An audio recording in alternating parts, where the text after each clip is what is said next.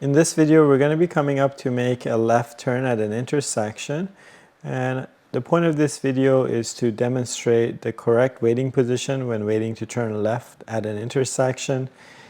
Now, generally speaking, if the light up ahead is green and there's oncoming traffic and it doesn't allow us to make the turn right away, or if there are pedestrians using this crosswalk here, then the correct waiting position is our back wheels in the middle of the crosswalk while we wait to make the turn. Now notice our vehicle is completely straight, as if we're planning on continuing straight onto this road. And notice I'm holding a little bit further back than where I was just mentioning, which would be the back wheels here in the middle of the crosswalk with the front sticking out a little bit into the intersection. But because this is a small intersection here, if we go too far out when we turn, we might do a wide turn like this. So it's better to hold just a little bit further back. We're sizing up the intersection to figure out where that waiting position should be. So generally speaking, somewhere just past the back wheels, past the stop line, or somewhere between the two crosswalk lines if you're turning onto a two-way road here. Now, because the light is green, for as long as the light is green and there's oncoming traffic, the correct waiting position is here. And shortly we'll see that the light turns to yellow. Well, we won't see the light per se, but we can tell based on the behavior of these cars that they're slowing down to stop. And so we can see right there we start inching forward, and that's one of the clues that the light has just changed yellow. And we can see that this vehicle is slowing down, but they didn't quite stop at this stop line, but we went ahead and made the turn. So this is, I think, what confuses students at times, because they want to clear the intersection in time, and so they are thinking about whether this vehicle is coming up to stop.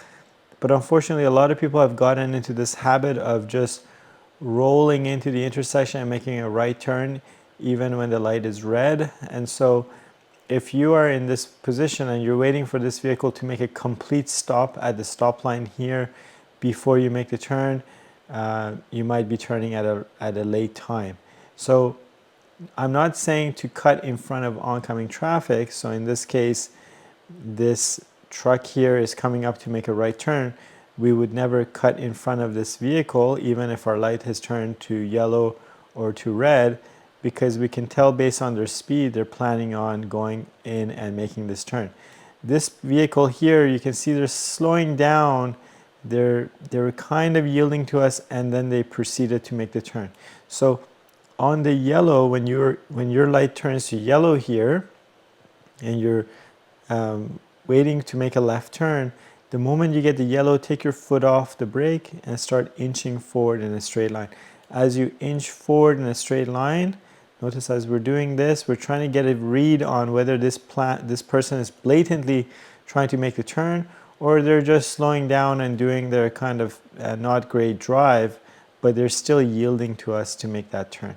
So as soon as you see that they're yielding, go ahead and finish off the turn, because we can't spend too much time at the intersection when it's time to clear the intersection.